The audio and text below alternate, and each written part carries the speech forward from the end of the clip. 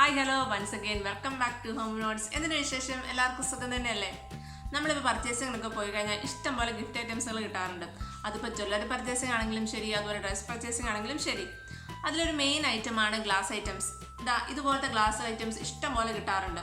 അതിൽ ഇങ്ങനത്തെ പ്രിന്റുകളും കാണും അല്ലേ? ഈ പ്രിന്റുകൾ കാരണം നമുക്ക് ഗസ്റ്റിൻ്റെ ഒക്കെ മുമ്പിൽ ഇങ്ങനത്തെ ഗ്ലാസ്സുകളൊക്കെ വെക്കാൻ മടിയായിരിക്കും. പക്ഷെ കാണാൻ നല്ല ഭംഗിയുള്ള ഗ്ലാസ്സുകളായിരിക്കും നമുക്ക് കിട്ടുക. പക്ഷേ നമുക്കത് ഈ ഒരു പ്രിന്റ് കാരണം നമുക്ക് വെക്കാൻ മടിയായിരിക്കും. ഇത് കണ്ടില്ലേ, നല്ല ഭംഗിയുള്ള ഗ്ലാസ് ആണ്, പക്ഷേ ഈ പ്രിന്റ് കാരണം എനിക്കത് യൂസ് ചെയ്യാൻ കുറച്ച് മടിയാണ്. അപ്പോൾ ഞാൻ വിചാരിച്ചു ഈ പ്രിന്റ് മായ്ച്ചു കളയാൻ പറ്റിയാലോ, നല്ലതല്ലേ? യെസ്, ഈ പ്രിന്റുകൾ നമുക്ക് വളരെ സിമ്പിളായിട്ട് വളരെ ഈസി ആയിട്ട് നമുക്ക് മായ്ച്ചു കളയാൻ പറ്റും. അത് എങ്ങനെ മായ്ച്ചു കളയുന്നുള്ളതാണ് ഇന്നത്തെ വീഡിയോ. അപ്പോൾ ഈ പ്രിന്റ് എങ്ങനെ മായ്ച്ചു കളയുന്നത് നമുക്ക് നോക്കാം. അതിന് മുമ്പ് നിങ്ങളുടെ ചാനൽ ആദ്യമായിട്ടാണ് കാണുന്നതെങ്കിൽ താഴെ കാണുന്ന red colour subscribe button click ചെയ്യുക. അപ്പോൾ തൊട്ടടുത്തൊരു കുഞ്ഞു ബെല്ലൈക്കനും കൂടെ വരും. അതുകൊണ്ട് ക്ലിക്ക് ചെയ്താൽ ഞാൻ ഫ്യൂച്ചറിൽ വീഡിയോസ് വരുമ്പോൾ അതൊക്കെ മിസ് ചെയ്യാതെ കാണാൻ പറ്റും. അപ്പോൾ നമുക്കിതെങ്ങനെ മായ്ച്ചു കളയാൻ നോക്കാം. ഇത് ചെയ്യാൻ വേണ്ടിയിട്ട് നമ്മുടെ വീട്ടിലുള്ള ഒരേ ഒരു ഇൻഗ്രീഡിയൻറ്റ് മാത്രം മതി. എന്താണെന്നല്ലേ? വിനാഗിരി മാത്രം മതി ഇത് ചെയ്യാൻ വേണ്ടിയിട്ട്. സുർക്ക എന്നൊക്കെ പറയാറില്ല, അത് തന്നെയാണ് ഈ വിനാഗിരി ഉപയോഗിച്ച് നമ്മൾ ഈ പ്രിന്റ് എങ്ങനെയാണ് കളയുന്നതെന്ന് വെച്ചിട്ടുണ്ടെങ്കിൽ നമ്മളൊരു ബൗളിൽ കുറച്ച് വിനാഗിരി എടുക്കുന്നു. അതിനുശേഷം നമുക്ക് പ്രിന്റ് കളയേണ്ട ഗ്ലാസ് ആ വിനാഗിരി വെള്ളത്തിൽ മുക്കി വയ്ക്കുന്നു. കംപ്ലീറ്റ് ആയിട്ട് മുക്കണ്ട, ആ പ്രിൻ്റുള്ള പോർഷൻ മാത്രം വിനാഗിരി വെള്ളത്തിൽ മുക്കി വയ്ക്കുക. അത് നന്നായിട്ട് മുങ്ങിയിരിക്കാനും ശ്രദ്ധിക്കണം. ഇങ്ങനെ ഒരു 5 മിനിറ്റ് അല്ലെങ്കിൽ മാക്സിമം ഒരു 10 മിനിറ്റ് വെച്ചാൽ മതി. അതിനുശേഷം എടുത്തതിന് ശേഷം ഒരു ടിഷ്യൂ അല്ലെങ്കിൽ ഒരു ക്ലോത്ത് യൂസ് ചെയ്ത് ഒന്ന് വൈപ്പ് ചെയ്താൽ വളരെ ഈസി ആയിട്ട് വളരെ സിമ്പിളായിട്ട് നമുക്കിത് കളയാൻ പറ്റും.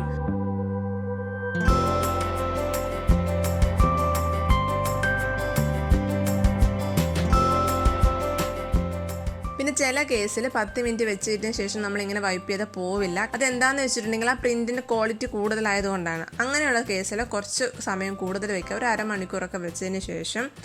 ഇത് എൻ്റെ അങ്ങനത്തെ ഒരു ഗ്ലാസ് ആയിരുന്നു. ഞാനൊരു 10 മിനിറ്റ് വെച്ചിട്ട് ശേഷം ഞാൻ നോക്കിയപ്പോൾ അത് പോകുന്നില്ലായിരുന്നു. അതുകൊണ്ട് ഞാൻ അരമണിക്കൂർ വെച്ചു. അതിനുശേഷം റബ്ബർ കൊണ്ട് സ്ക്രബ് ചെയ്തപ്പോൾ അത് ഈസി ആയിട്ട് പോയി. അപ്പം നിങ്ങൾക്ക് അങ്ങനത്തെ ഗ്ലാസ്സുകളാണ് നിങ്ങളുടെ കയ്യിലുള്ളതെങ്കിൽ അത് കുറച്ച് സമയം കൂടുതൽ വെച്ചാൽ മാത്രം മതി. അല്ലാതെ ഞാൻ പറഞ്ഞത് തെറ്റാണെന്ന് നിങ്ങളുടെ ഈ വീഡിയോയുടെ ആദ്യത്തെ പോർഷൻ കണ്ടുകൊണ്ട് തീരുമാനിക്കരുത്. പിന്നെ നമ്മൾ ചെറിയ ബൗളിൽ വിനാഗിരി എടുക്കുന്നതായിരിക്കും നല്ലത്. കാരണം ഒരുപാട് വിനാഗിരി വേസ്റ്റ് ആയി പോവില്ല അങ്ങനെ ആവുമ്പോൾ. കാരണം പ്രിന്റ് കവർ ചെയ്ത് നിൽക്കാനുള്ള വിനാഗിരി ഇങ്ങനത്തെ ബൗളിലാവുമ്പോൾ കുറച്ച് കുറവ് മതിയായിരിക്കും. കാരണം പരന്നൊരു പാത്രം എടുക്കുകയാണെങ്കിൽ കുറച്ചധികം വിനാഗിരി എടുക്കേണ്ടി വരും.